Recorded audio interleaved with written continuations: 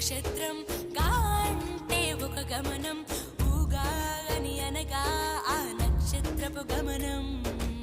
ఊగాది అనగా నక్షత్ర గమనాన్ని లెక్క కట్టడం ప్రారంభించిన రోజు అని అర్థం.